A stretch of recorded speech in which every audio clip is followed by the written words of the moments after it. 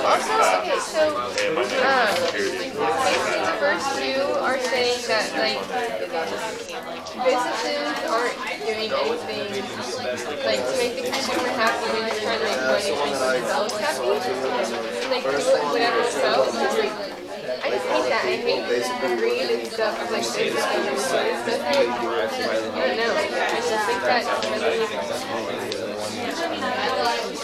And like, you know, the producers of OxyContin, like, I was talking to my dad about it last night. They're Purdue Pharma. They're going bankrupt, or they're filing for bankruptcy soon. But like, they knew that it was going to be like extremely addictive. Like, people were going to like always be trying to get it so they make a lot of money, which is just. I like that one. I don't know. That's just so fucked up. But, I just like. Feel like that's like all right, so let's talk together. So we, of course, are doing this as a part of our review session for today. We know that we're trying to get ready for this 9 weeks exam that's coming up next week. Big thing that we're trying to do and have been doing for the last several days, we're looking at those organizing principles, those main themes that have appeared over and over again. And I think Adam Smith is one of the most important of those. This notion of the invisible hand, we do not have to buy into it completely. We don't have to agree with it completely. But what he did so set up what economics is all about that it's worth our time to make sure that we're totally comfortable with it. So what I'd like to do, let's have somebody volunteer to go first. Tell us about one of these quotes that you thought was interesting or significant, and tell us why. Lainey, go ahead. I picked the one third from the bottom, the Mitt Romney one on the front side. And it talks about how the invisible hand moves faster than the hand of the government. So like the consumers and like their control over the economy, like the government can't really keep up with it, and sometimes their like power over the economy isn't what it should be. This is a great point. We've talked and looked at that circular flow so many times. And Adam Smith is saying that the movement of the money and the individuals and the resources through that circular flow, it is so fast that if you try to have the government control that, especially when you control when you consider the government bureaucracy trying to make decisions, they cannot begin to keep up with it. And Mitt Romney here, as his quote, he's saying, yes, I absolutely agree with that, and it won't surprise you that someone like Mitt Romney, a former Republican nominee for president, would have that very conservative, market-oriented kind of approach. Let's get a couple more on here. Somebody else share one. Jane. So, the first one, I guess, I know that sometimes the economy is like driven by greed. Yeah. But I don't know. I don't like that. Yeah. A lot of people will sell products even they know if it's hurtful to the consumer. Yes. They'll still be selling it to make money, a lot of money to them, and yeah. Your criticism is well taken, and remember, we want to say that we are not trying to get people to be acolytes of Adam Smith. We are using his theories, we are using his points of view for discussion purposes. We're going to find what's valid, we're going to emphasize those things, but we need to critique it as well. And so this very idealized version that everything that a business person might do is going to be positive and it's going to end up helping the community, we can just look at not only contemporary examples, but examples through all of U.S. history and see that that's not right. So again, what you have said, absolutely valid, absolutely correct, and a really good reaction to what Adam Smith is saying. I thought the quote about the environment, it says, when it comes to the environment, the invisible hand never takes up the check.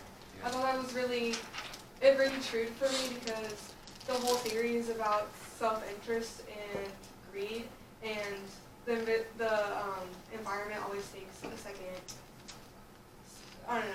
class to those problems. So. Yeah, the market is not, and it's not just my opinion, we can demonstrate this, the market has not been friendly to the environment. It's the very reason why so much government regulation has become necessary. If we look at a country like China where they don't do that, if we look at our own history through the Industrial Revolution, the amount of pollution, it's just an irrefutable point. So that quote, again, I think a very, very valid one for us to discuss. Anybody got anything else on here that we haven't talked about yet, Isabel? I like the one by George Carlin that says that invisible hand of Adam Smith seems to offer an extended middle finger to Yes. a lot of people. Yeah. And like I agree with that because I think the people that are lauding the invisible hand are kind of prioritizing profit and like economic growth over like helping people who are suffering, who are left behind by capitalism. And so like usually the people who support that are speaking from a place of privilege because they have enough money to support themselves or they're like really wealthy. So they don't really care about like the lower classes as much as someone who is poor like them. Yeah, it's my favorite quote on there, as a matter of fact, and I think that George Carlin takes that Adam Smith image of the invisible hand and kind of turns it a little bit and says that this is not a win-win proposition, that there are definitely those who lose in the relationship, and that in fact, oftentimes, the business establishment is taking this very disdainful, disrespectful view towards the consumers. I like that. Anybody else got anything?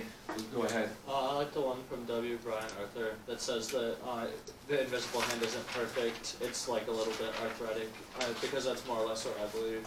That the free markets are good and it's a good like framework to work off of. But obviously, like it's not perfect and it's demonstrable that it's not perfect.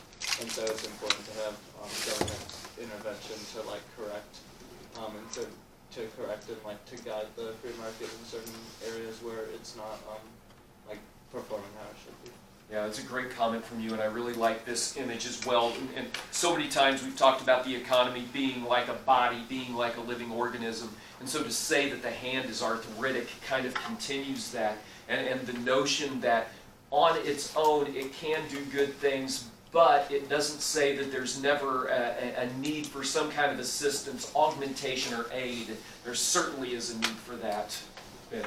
I like the one by Denise Caruso, the one where the invisible hand has brass knuckles and conducts gang warfare. I agree with that because I think, like, if you're going to survive out there, it's the survival of the fittest. You can't play nice and do well. Yeah, and it is not it's not a game for the weak of heart. It is this image of bare-fisted or chain mail. You see it in different ways. It's a rough sport. The market is survival of the fittest, no question about that. All right, let's do this. Let's set this aside for a moment. Clearly, we'll be talking more about Adam Smith as we get ready for the 9 weeks exam, but let's put the circular flow up here. You don't obviously need to write anything down with that, but just to make sure that we're clear about this. So Adam Smith is saying the government will be a part of the economy. He would draw the circular flow just exactly like John Keynes would draw the circular flow. The only thing that's different, and this is significant, for him, the government would be a really, really small box, figuratively speaking, and the consumers and the businesses would be outsized. They would be really, really large. But the government would be there. The invisible hand, the idea that it's arthritic and it needs help, he's saying that the government will be there to help. But nowhere near as much government as Keynes would advocate. Is there like an Adam Smith ideology of like a bank versus like the Keynesian ideology, or do they kind of agree on what a bank should do? They agree on what the bank should do, and this isn't going to shock you when I tell you this. The difference in what they say about it is this should be controlled by the bankers and the people who are borrowing the money and the people who are saving the money, whereas Keynes would say, yeah, that's great, but we need to have a lot of government oversight because if this relationship breaks down, then that would bring down a lot of the rest of the system as well. So the whole thing about how much government regulation, how much government intervention, even on that one box, that would be where they would differ.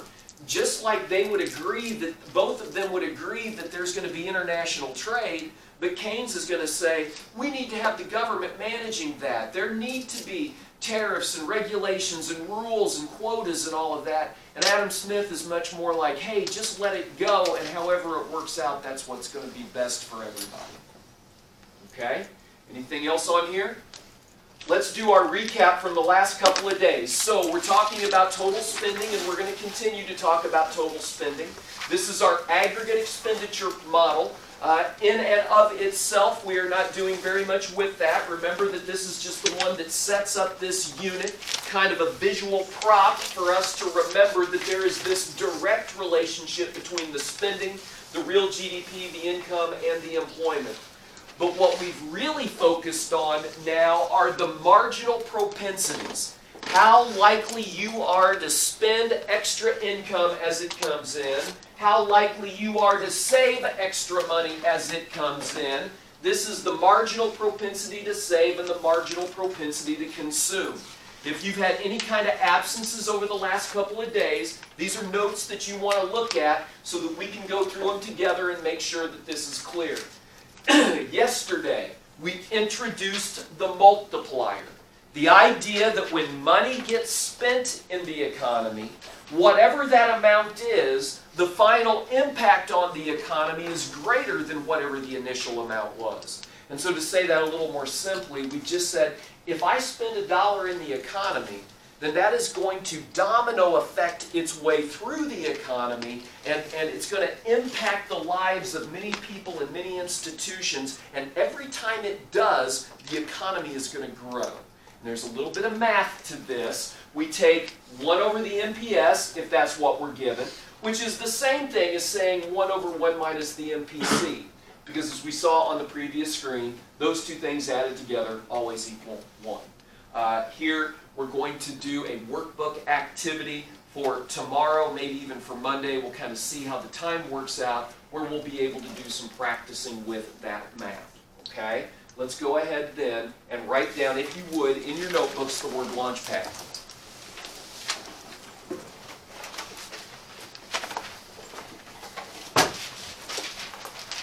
We use the Launchpad to just kind of set up today's presentation, try to get us thinking, try to get us anticipating as we talk more now about total spending. We're going to be in total spending part 4 momentarily.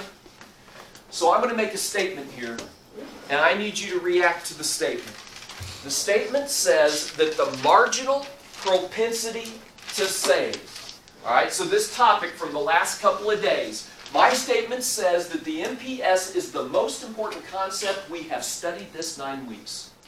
My statement says that it is the most important of all.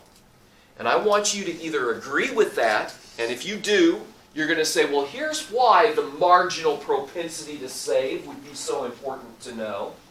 Or you're going to say, it's important, but here's something that's more important. That's fine. Tell me what's more important. All right? Take a moment. Think about it. Write down. We'll then break into the small groups again, and you guys can kind of try to convince each other, and then we'll talk as a class here in just a little bit. Marginal propensity to save. How likely you are to hold on to the money that you make, the income that comes in.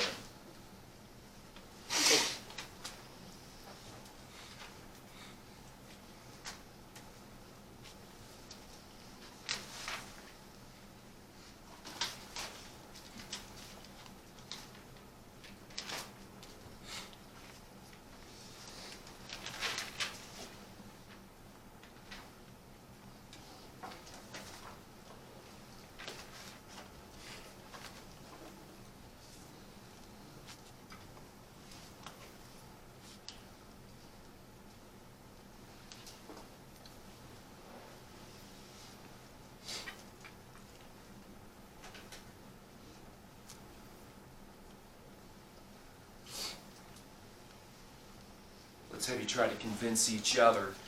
Is MPS the most important concept? Talk amongst yourselves, and then we'll do that as a class. I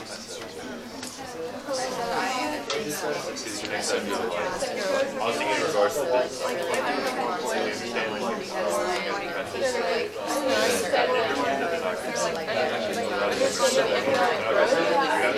feel like our classes are stuff like that. Like I understand spending. Yeah, I said it is important, but I don't think it's the most important. I said the most important is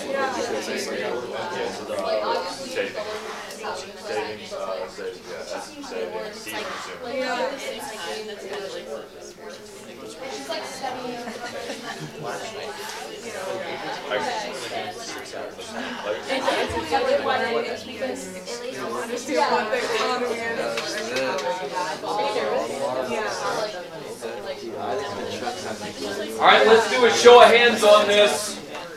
Who says yes? The most important concept that we've done all 9 weeks. Anybody? All right, got a couple of people. Who says no? All right, before we do anything else, let's, without even explanation, let's just, some of you who said no, tell me what you think is more important. Lainey, what's more important? I just said this concept was really important, but Joel and I both agreed that the circular flow is probably the most important thing we learned. All right, thank you. So we got one vote for circular flow. Let's get some other concepts that you thought might be more important, Luke. Like the laws of supply and demand and market equilibrium. Okay, supply, demand, equilibrium, those all kind of go together. We'll call that one concept. Isabel? GDP more important than this, okay? Anybody else have a vote for something? Just basically like everything that we learned in the fundamentals, because they like the foundation of everything. All that fundamental foundational stuff. All right, anybody else want to give a vote to something as being more important than this? All right, let's do it this way before we go on. Let's say even though only a couple of you said that this was the most important, let's hear what they have to say, and then let's kind of all see if we could argue that if we had to. Jackson, give us an argument. Why is MPS the most important thing? It's the most important thing because you can use it on a micro and macro scale. And a micro thing is obviously like not taken out. And on the macro scale, I was just thinking about like the business sector wants to devote money and just the idea like if you're not spending, you're saving, that loses confidence in other sectors, which can lead to the whole thing shrinking. And just overall, I feel like understanding the propensity, like the idea that you're less likely, that can just surge and have a lot of impact. It's cleared up for me. Yeah, that's a great answer. This idea of how it would impact the circular flow, that's good. Sasha, you want to add to anything you said there? No, that's what we talked about. That's totally fine. Anybody else? Now, if you were forced to argue that the MPS was the most important, would you add anything to what he said? All right, it's pretty good. The MPS is really important. It doesn't mean it's the most important thing, but certainly a very important concept. Please write down the title for today. This is going to be Total Spending, Part 4. So we started talking about the multiplier yesterday. I want to continue to talk about the multiplier today. What I would like to do specifically, we did spending multiplier yesterday. Today what I want to do is talk about the taxation multiplier. If we take money away from you, if we take money away from businesses, that also will have a multiplier effect through the economy. And so, of course, we've been looking at the notion of the government spending money, you spending money, businesses spending money. Well, let's talk about what might happen if the government enacted a policy that made spending more difficult. So basically what we'll say here, changing taxes by even $1 will have a greater impact on the economy than $1. So imagine that I'm the government and I have raised taxes so that I'm taking $1 away from you. $1 that you cannot spend. This will have a multiplied effect on the economy of greater than $1.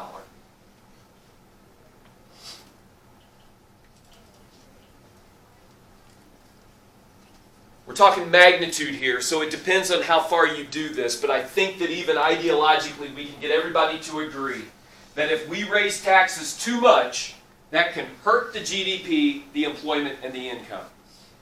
I am not arguing that you should never raise taxes. Okay, sometimes that's absolutely appropriate. So the idea of severity, the idea of magnitude is important. If taxes go too high, you will hurt your production, your employment, and your income. So this analysis of, well, just exactly how much of an impact does it have, that's going to be important to us. Say it the other way. I'm not saying that you should always lower taxes, but sometimes it's a good idea.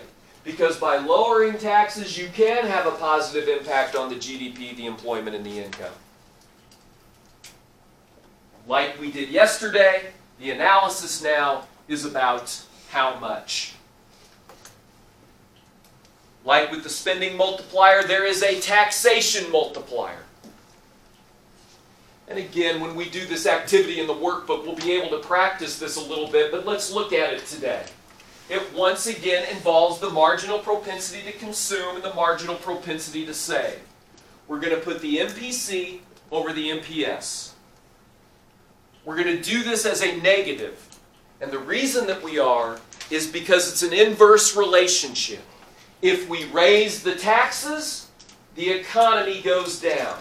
If we lower the taxes, the economy goes up. So that's all that that negative means to us, is that this is going to be an inverse relationship. Let's do a quick example and then we can move on. Once again, just making up an example using the same thing from yesterday. Let's say that the marginal propensity to save is 0.25. You make an extra $1 of income. You save 25 cents of it, you spend 75 cents. Let's put it into the formula. If I know that the MPS is 0.25, I automatically know that the MPC is 0.75.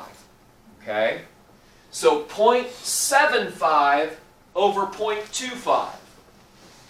You're going to divide 0.75 by 0.25. Everybody good with that? It's going to be 3. And it's going to be a negative 3. So this says that if I raise taxes by $100, the economy takes a hit of $300. I took 100 out of the system, and the economy fell by 3 times as much because of this multiplier. So if the government is going to engage in taxation, they need to know how much of an impact there's going to be. All right, so again, that was 0.75 over 0.25, 3.